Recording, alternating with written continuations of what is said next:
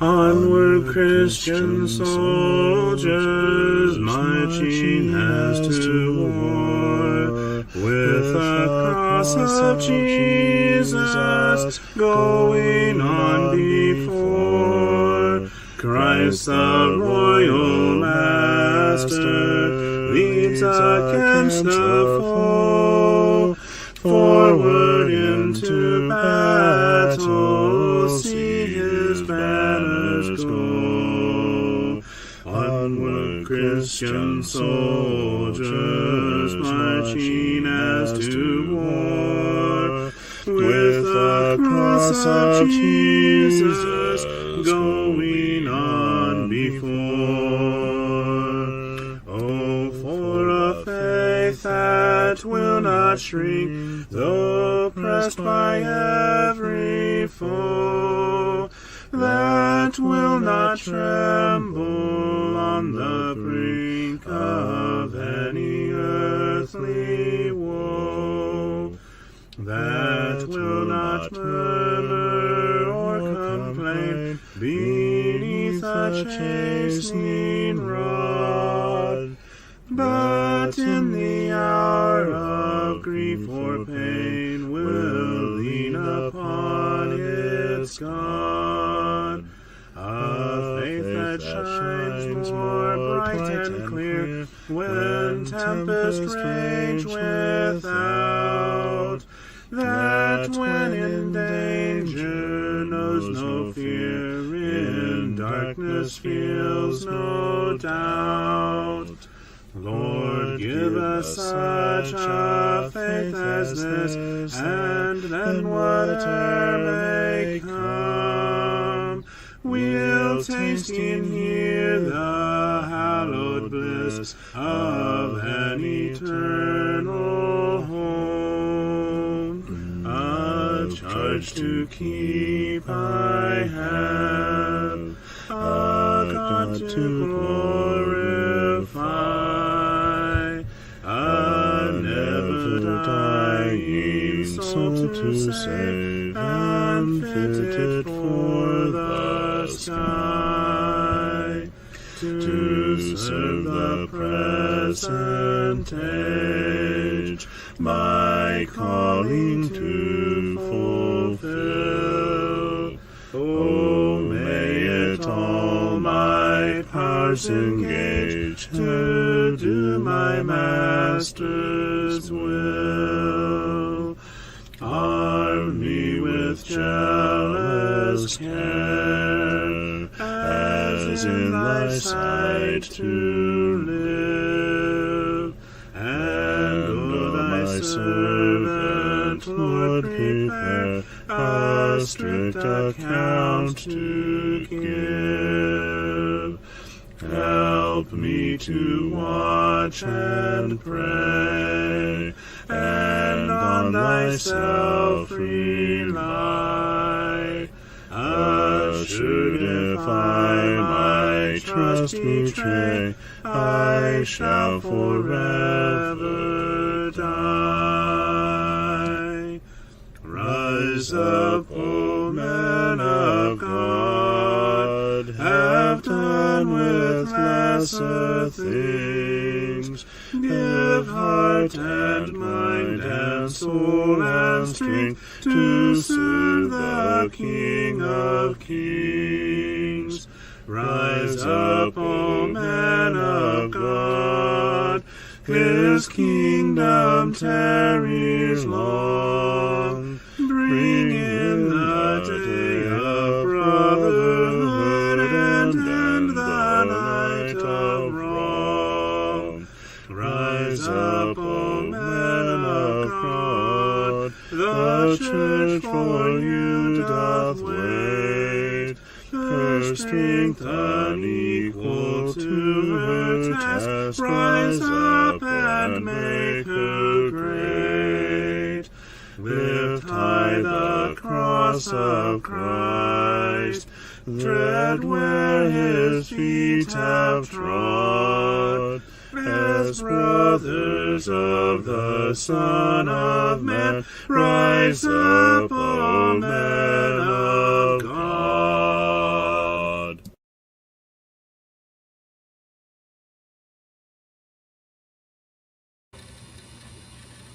Good evening. Let's edify one another this evening, shall we?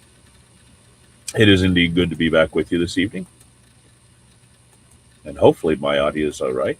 I guess I should check that.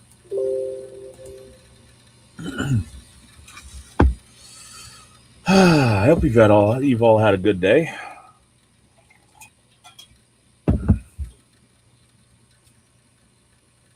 Hmm. I better check my audio. Yes, yes, yes.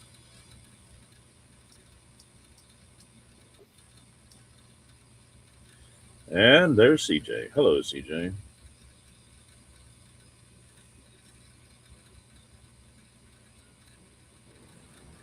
Hello, how was your day? Long. Long, huh? Yeah, it's good.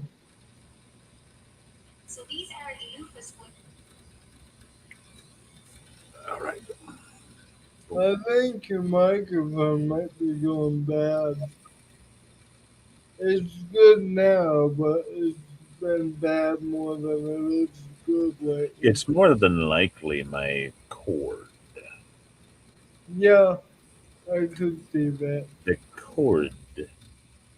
Because this microphone has, well, an odd, the micro USB port, as well as the um, USB port. So those micro USB ports are funky,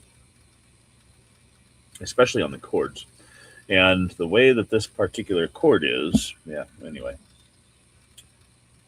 anyhow, yes, my day has been long.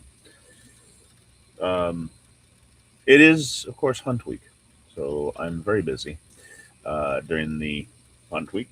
I have on Sunday, I usually, we obviously primarily focus upon God. And then after worship, we head out to the field. So it has been long and it has been cold. We had a whopping 12-degree high, plus the wind, which made it not so 12-degree high. It's been cold here, I'll tell you what. What? Wave I.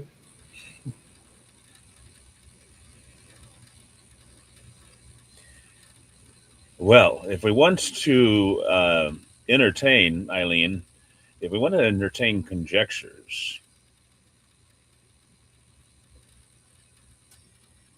that would be one thing. But stupidity conjectures, that's another. If God can do anything, then of course. But the question remains, why would he?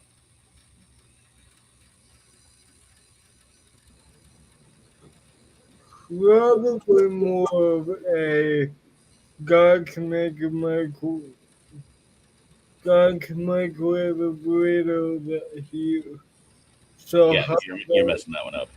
he won't eat it. And I don't know why God would need to microwave a burrito. God can cook a burrito. Anyway. I mean, no, I mean, let's be honest. Um, God can do anything. God is all powerful. So why would he? The question not is can he, but why would he? There is such a thing as being a stupid or an abuse of power. How do I want to put it? Um, a chaotic use of power. God's not the author of confusion. He's not the author of chaos.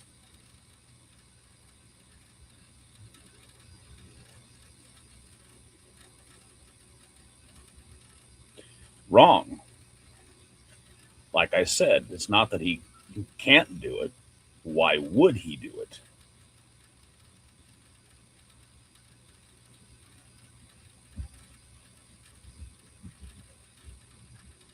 And you have the wrong word there. It's not omniscient, which means all knowing, it's all powerful.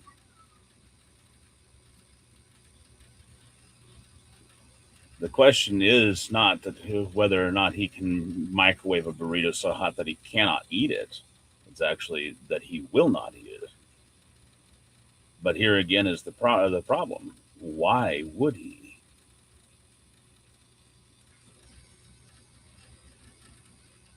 Especially when he doesn't even have to microwave. All he has to do is create a burrito.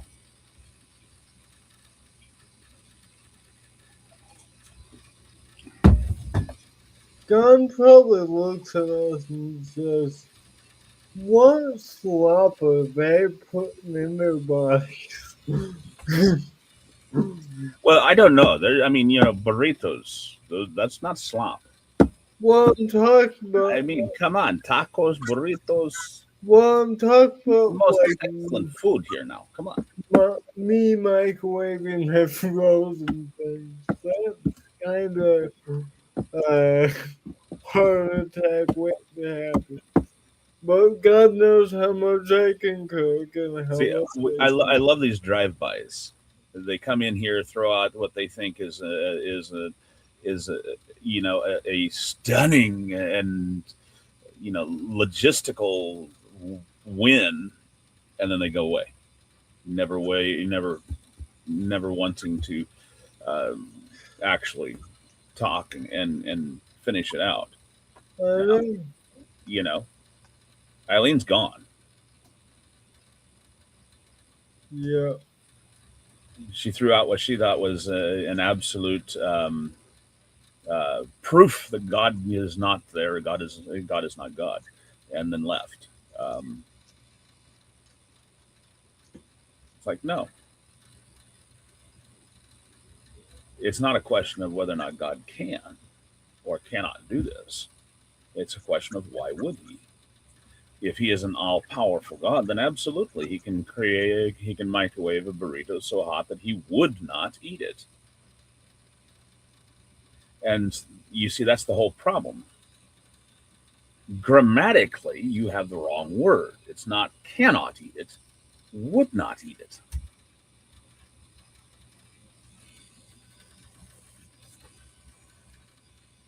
Um, I mean, I've microwaved burritos so hot that I would not eat it. Not that I cannot eat it, but I would not eat it. It was too hot. I had to let it cool down. And of course, then there's the ones that you microwave to the point of where they are just hard as rocks. You've totally fried everything in there to the point of where they're basically lava. Not lava. What's the word for it? What's that lava rock? You, you If you were know, to actually even be able to open them, they would look like they were. They're so porous. They're like lava rocks. if Eileen wanted to really think it, I don't have an answer for this one. The Hebrews 6 passage, uh, it's impossible for God to lie. That's kind of the same thing. I'm like, God can do anything, God and can do anything, He can. absolutely anything, and that's why He has limited Himself to not doing stupid things like microwaving a burrito so hot that he wouldn't eat it. Yeah. Besides, let's think about it. I mean, here's the creator of the universe. He could definitely take a marshmallow, stick it on the end of a stick, and put it over the sun. Uh, Sam, good morning. I feel like this is part of the irreverent babble. A That's lot of it is questions like so. they these are part of those gotcha questions that they Yeah. think it's similar to the thief on the cross, and they think that gotcha, ha, can God create a stone so heavy that he cannot lift it? Can God microwave a burrito so hot that he wouldn't could not even eat it? Well, the point of it is why would he? He's not stupid. Okay, this is the whole point about it. God is not stupid. He's omniscient. He's all knowing. Yes, he's powerful enough to do that. He's just not stupid enough to do that. That's the difference. That's why I call them, conjectures of stupidity.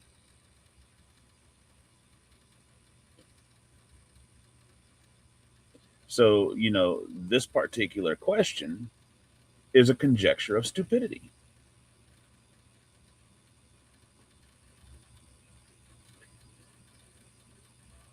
And thus, it comes out, like I said, to be a gotcha question, but they don't want to stick around to actually carry on a conversation about it.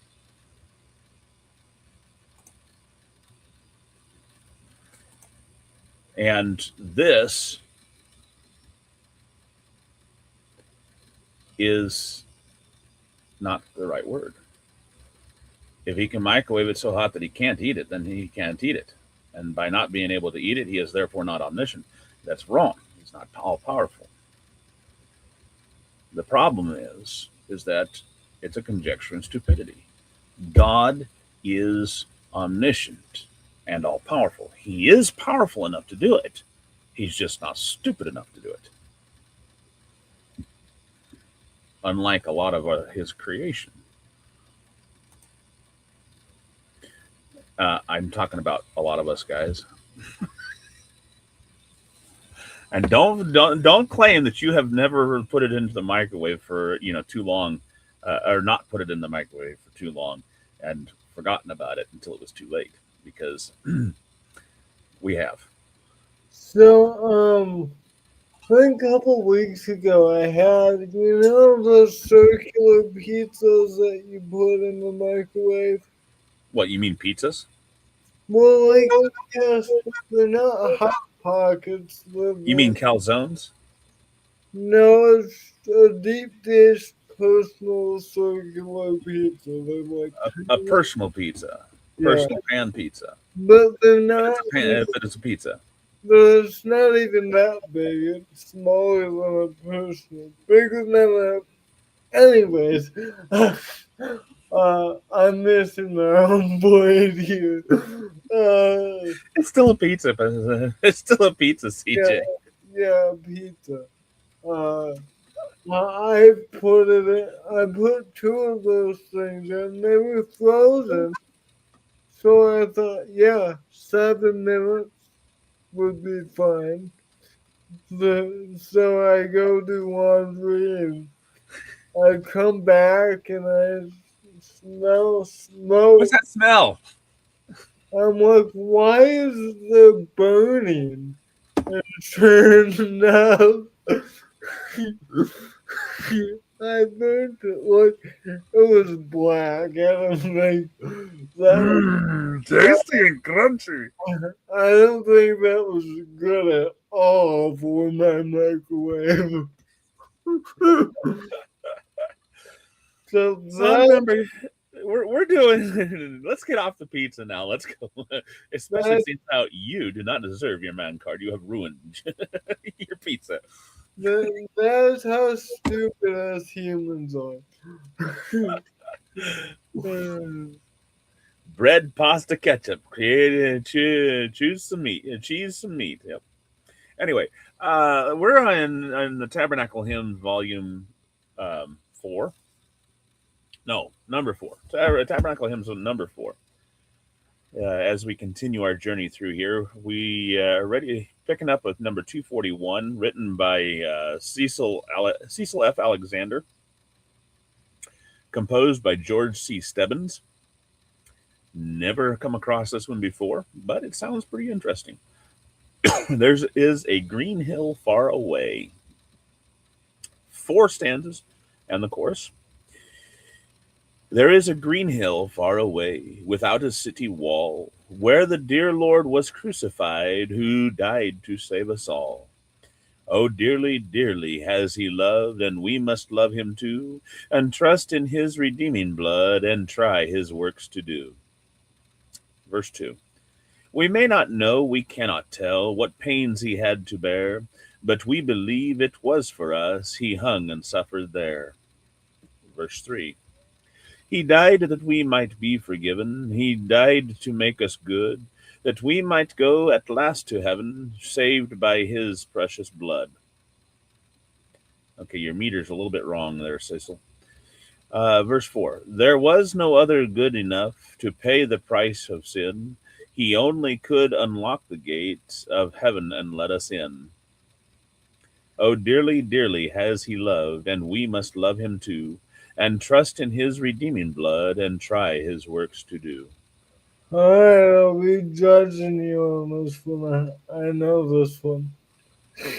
You do? Yep, Well, I have never sung it. Would you care to?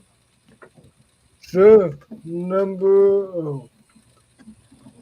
Oh no, let me look it up.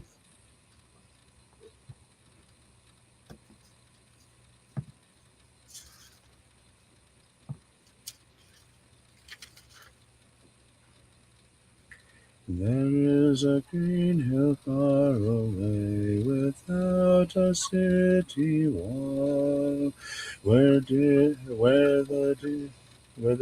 dear Lord was crucified, who died to save us all. Oh, dearly, dearly bless he loved, and we must love him too, and trust in his redeeming blood, and try his works to do. A little off on that. There is a green hill far away, with with within a city wall, where the dear Lord was crucified, who died to save us all. What? What book are you in? 656 in the praise to the Lord. 6:15 and praise for the Lord. 656.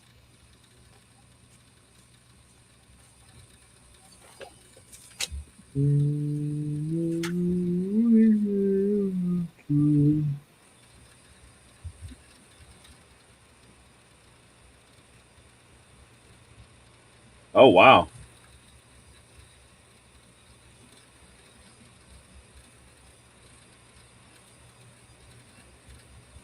Okay. You know why this is different? Why? This one is composed by William Horsley in 1830. The one I've got in my book is composed by George C. Stebbins, Ah, and so they're a different tune. And the one in this book has a chorus, and the one in Praise for the Lord does not. oh, I see.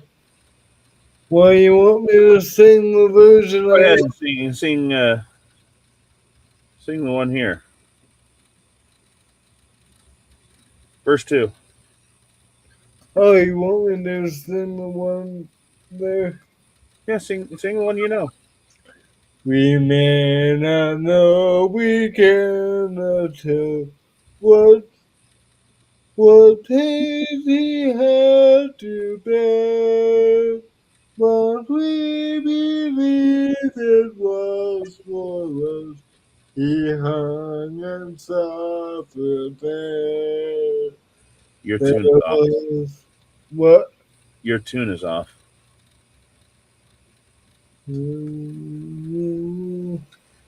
There was no other let's see.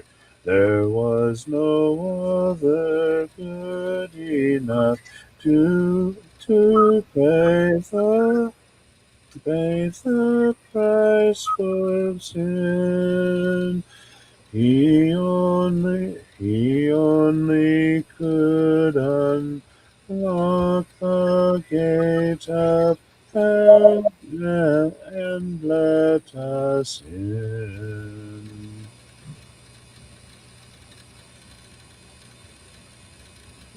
You've got, see, it's interesting because you are actually marrying both tunes together. Huh. It's fascinating because part of what you're singing is actually from the George C. Stebbins. Oh, dearly, dearly. Oh, wow. Verse 4 in here is the chorus Yeah. from. That's how I learned it. Da, da, da, da, da, da, da, da, da, da, da, It's, da. it's cool because, the tempo that you're singing it is George C. Stebbins, Huh. but it's not William Horsley's. Sorry. No, that's fine. That's It's all I cool. got. It's cool because you learned it. Did you learn it at camp or did you learn it at church? I learned it at church's thing. What we used. Now I'm interested. That congregation uses hymns for worship. I'm wondering if that's a different composition. Alicia or Ezra. Cecil Alexander, 1848. Is that this one? Yeah, I guess it is. Cecil F. Alexander wrote the words. Arranged by Dane K. Shepard. No, that's a third. That's a totally. Oh, You that's get what me the I'm right book. thinking. There we go. Yeah, yeah, this is the notes look right. So, sorry to get you off your journey here, but this is cool. No, this is fascinating. I mean, Well, totally fascinating. I found the one I know if you want me to sing it.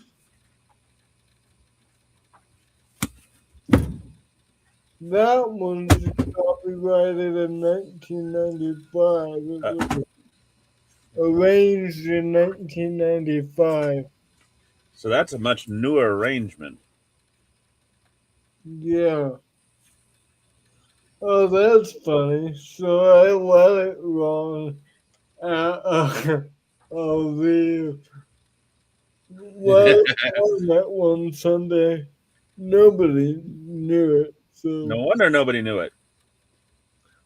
And interestingly enough, in this book, it's not there. really, Mm-hmm.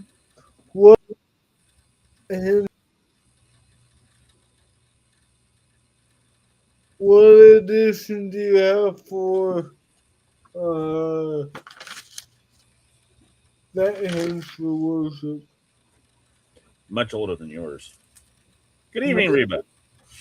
1987.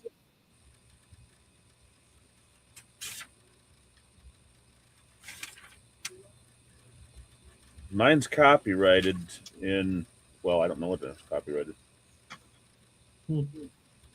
Um, but this one was printed in 1990. When was yours printed? 1987 copyright. Printing 1995. Okay, 1987, but this was printed in 1990. I see it there. It's copyrighted 1987, but printed 1990. So this one's 5 years older than yours. Okay, well, I found the one I know. Actually, I'll be helpful for you.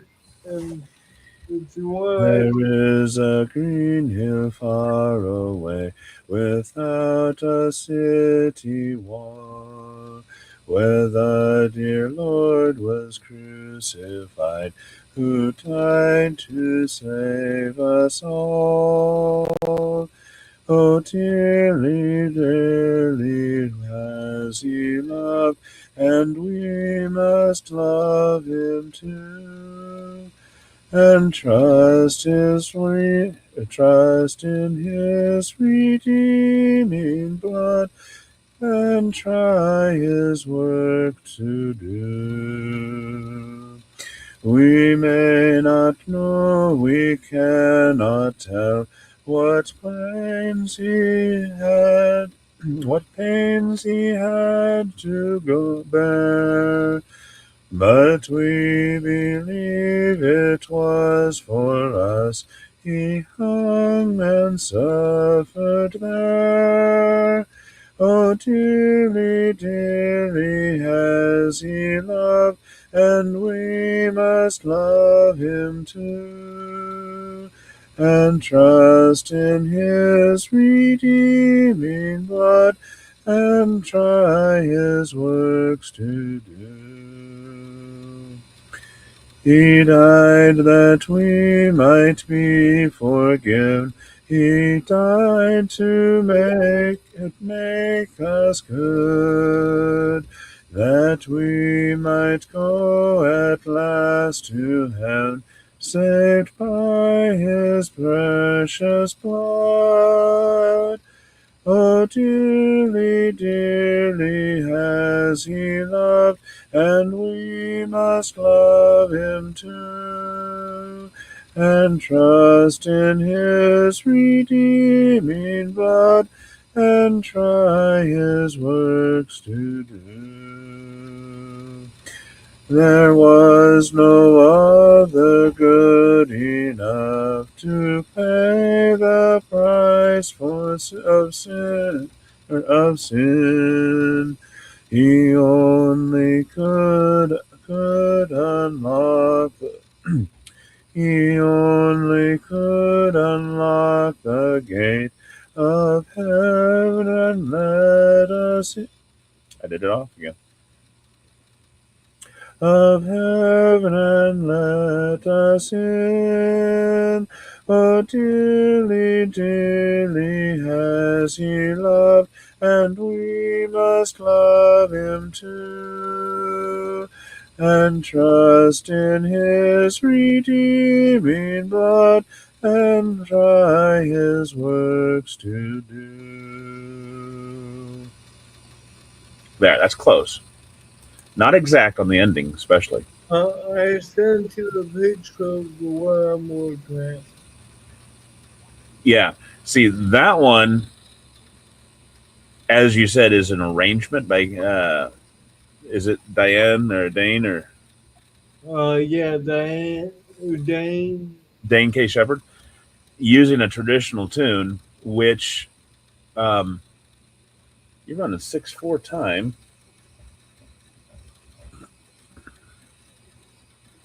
There is a green hill far away, without a city wall, where our dear Lord was crucified, who died to save us all. Yeah,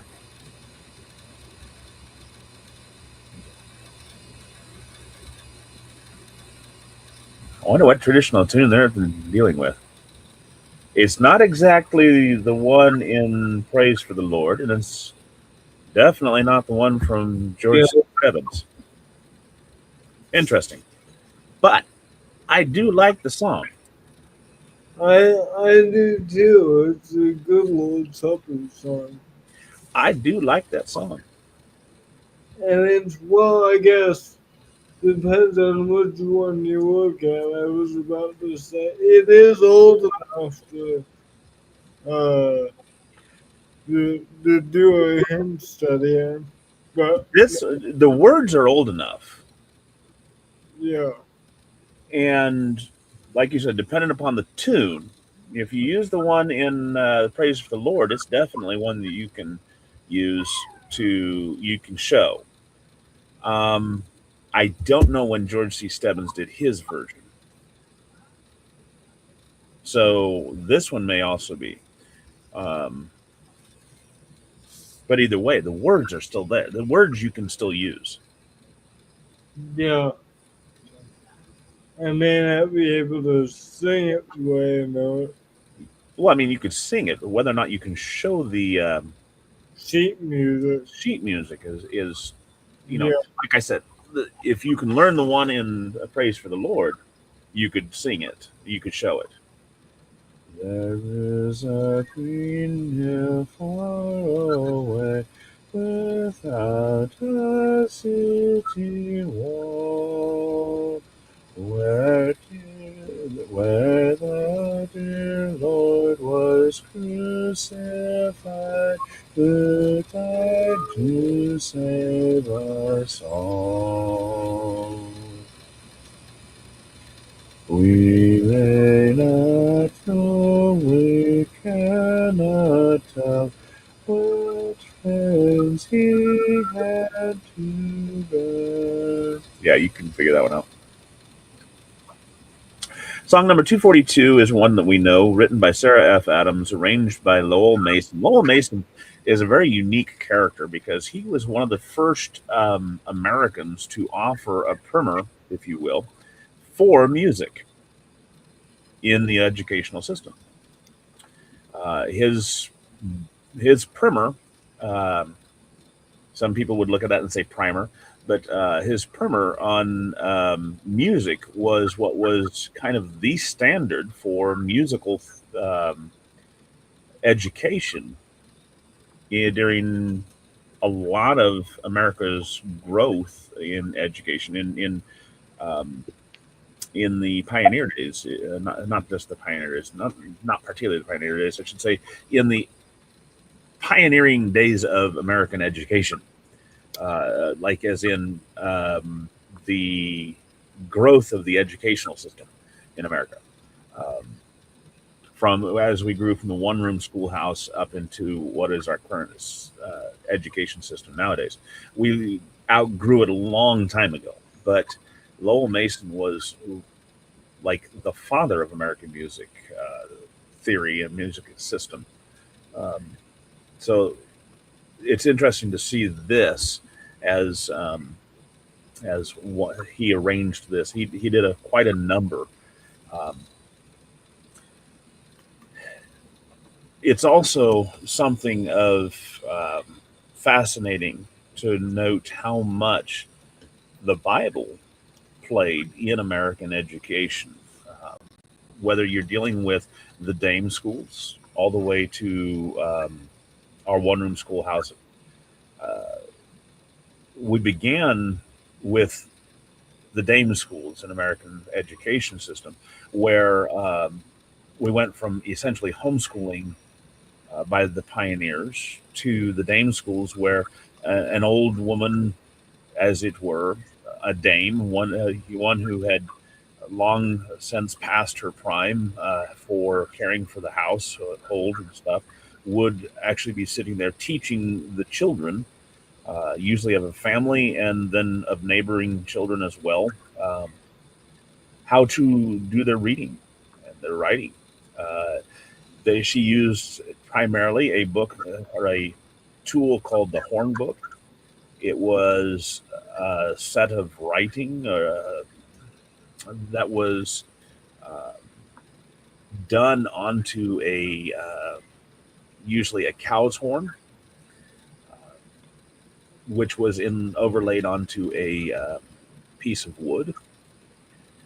So they would take a piece of wood and have some like writing. I think it was, if I remember how this was made, and they would overlay that with a horn, so it would not be with cattle horn, so it would not perish. Uh, and you would find such things as um, your ABCs on this particular horn book. Now, eventually, they went to the McGuffey readers and things of that nature. Um, but your ABCs would be using biblical principles within them, uh, often of a very Calvinistic leaning, but be that as it may, that's how they learned um, their ABCs. For example, A is for Adam, for in Adam all sinned, or for in Adam sinned all, or something to that effect. I can't remember it exactly, but and it would go through the letters. So that horn book would have the ABCs all the way, on it, and she would teach the young children how to read from that horn book. And then they went, like I said, to the McGuffey readers, and would progress from the Dame school, eventually going to the public school, the one room schoolhouse, where they would employ in um, in the early days.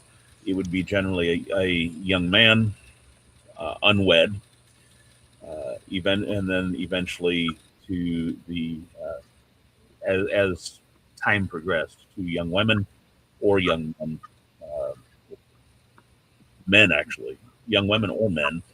Um, Men, it could be anyway, any at any age. Women, it was up until the time that they got married, and you can see some of that going on through like the writing of Laura Ingalls Wilder and things like that.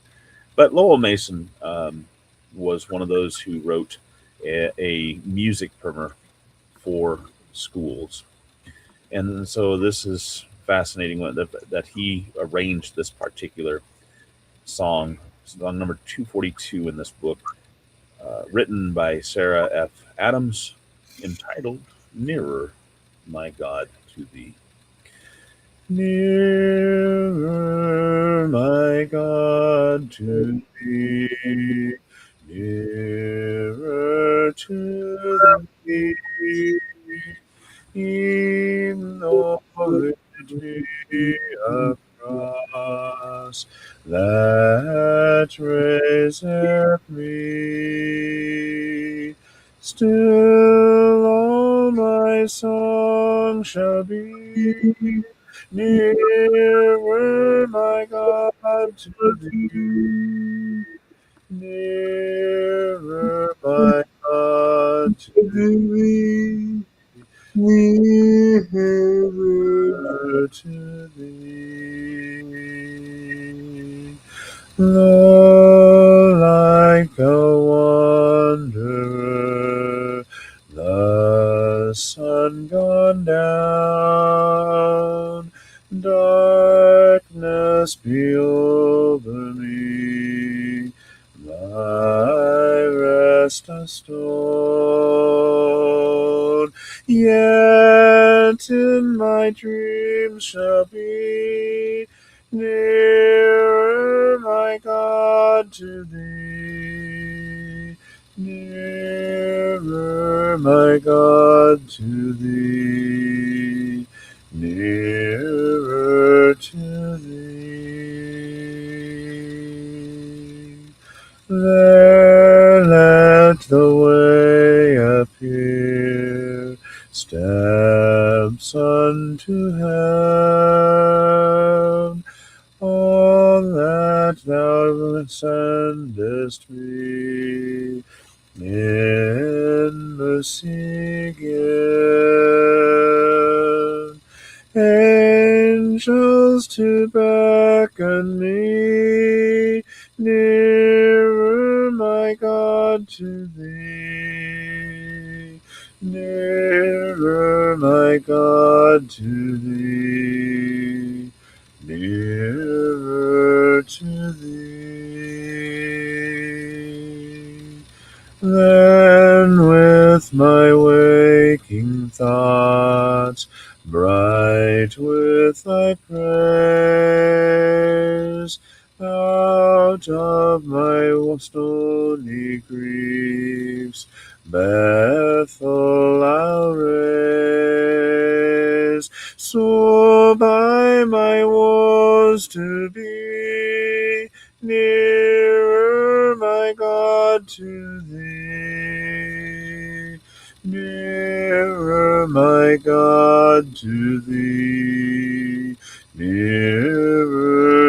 to thee. Lord, if on joyful wing, cleaving the sky, sun, moon, and stars forgot, upwards I'll fly. Still all my song shall be nearer, my God, to thee. Nearer, my God, to thee. Nearer to thee.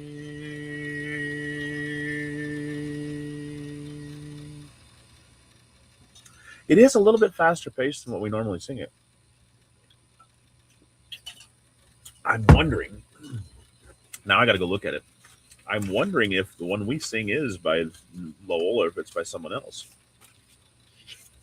Because I think we're holding a lot more notes in the one that we normally sing. 450.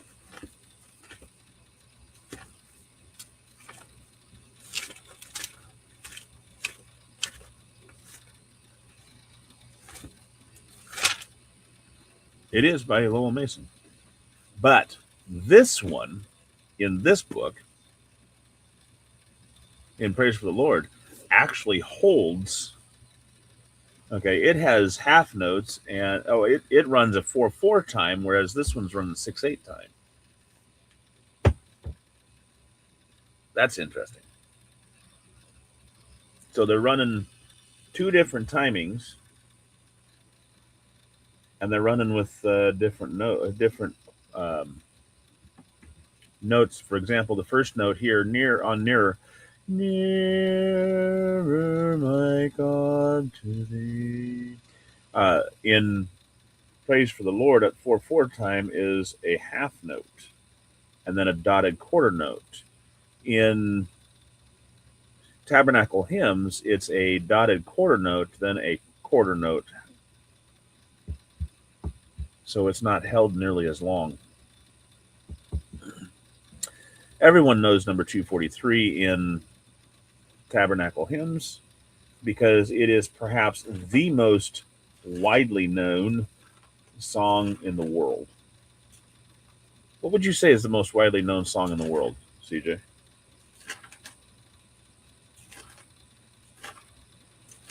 Amazing Grace. You nailed it. You nailed it. This one only uses 4 verses, which, the actual song has 6, at least 6, if not 8. So do you look at the dates to see which ones like the original? Is that how you come Well, to the the Tabernacle Hymns doesn't actually offer dates. Oh, Praise for the Lord does. On certain ones, Tabernacle Hymns does. For example, the next one, 244, actually has a copyright of 1926. So it'll actually put that underneath the song. But Amazing Grace doesn't have any dates. Reba says, Amazing Grace was my thoughts too. But yeah, this number 243 here has 4 verses, whereas the original has about 6, as I said, maybe perhaps 8. But here are the 4 it has. Amazing grace, how sweet the sound that saved a wretch like me. I once was lost, but now am found, was blind, but now I see.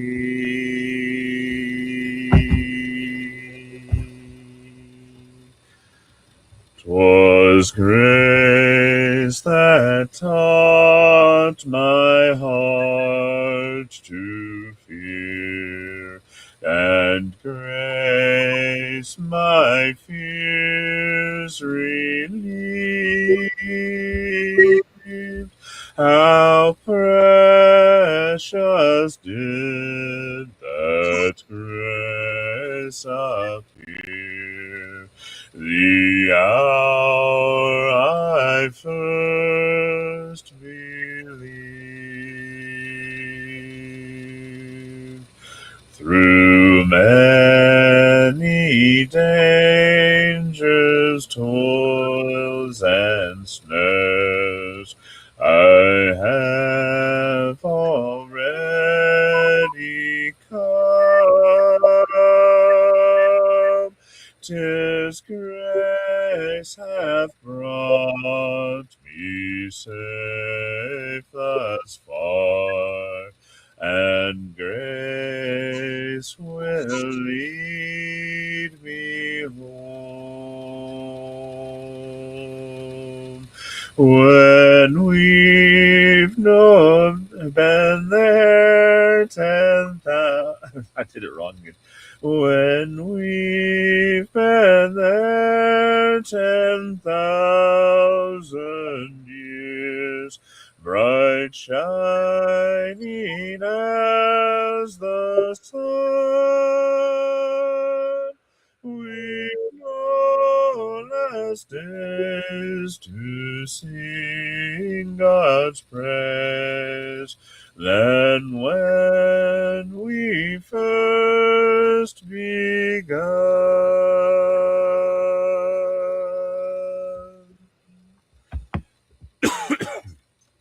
Boy, that was a total mess up.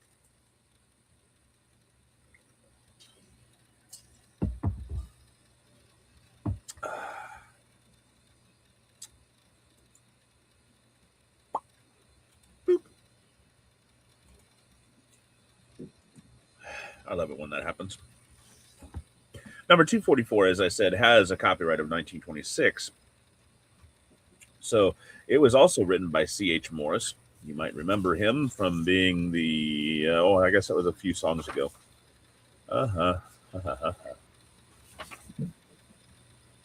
Yeah, quite a few songs ago, evidently.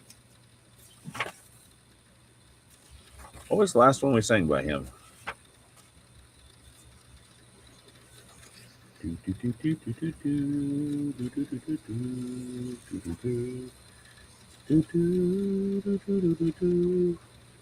I need to actually tape in a couple of these pages. It's so old. Oh wow.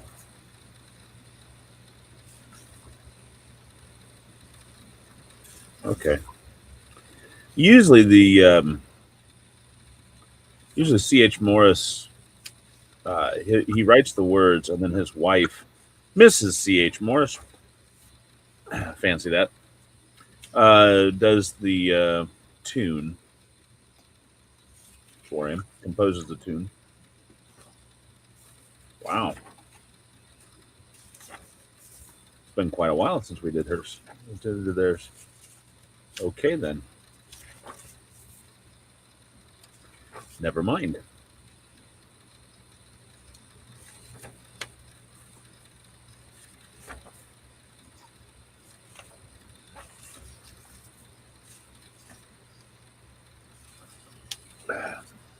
Never mind.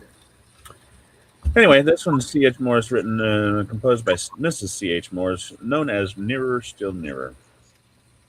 Number 244. Nearer, still nearer, close to thy heart. Draw me, my Savior, so precious thou art. Fold me, oh, fold me close to thy breast. Shelter me safe in that haven of Shelter me safe in that haven of rest.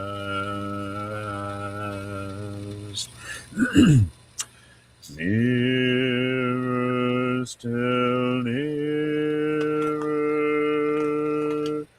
nothing I bring, not as an offering to Jesus my King. Only my sinful, now contrite heart,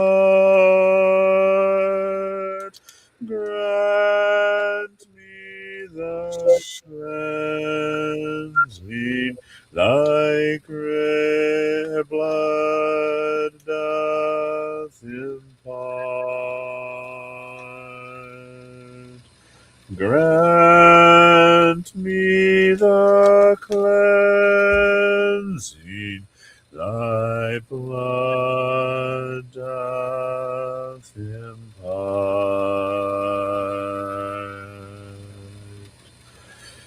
Nearer, still nearer, Lord, to be thine. Sin with its follies I gladly resign. All of its pleasures, pomp and its pride, give me but Jesus, my Lord, crucified.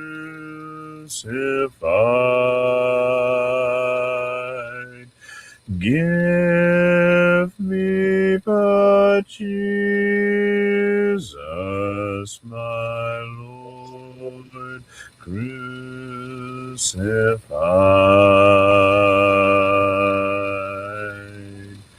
Nearer, still nearer, while life shall last, till safe in glory my anchor is cast. Through endless ages, ever to be nearer, my Savior, still nearer to thee.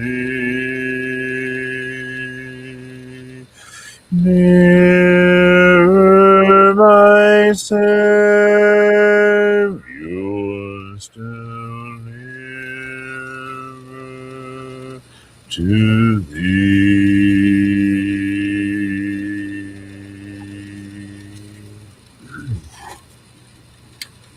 Hopefully, prayerfully, you have been edified through our time together tonight. I know that it has been fun, uplifting, encouraging for me. I love going through these songs. A lot of them I knew tonight. One or two I didn't. And thankfully, CJ was here to kind of give me a direction for the tune of one of those that we didn't know. And anyway, as I said, hopefully you've been edified, drawn closer to God through our time together. That way, whether we wake tomorrow to serve God here on this earth, or we wake tomorrow to serve God up there where we all long to be, because, CJ's mic's still activated. Oh, I'm sorry. Have the privilege, the pleasure, and the honor of being. For I'll see you then. God bless your walk with Him. I love you all, and have a blessed evening.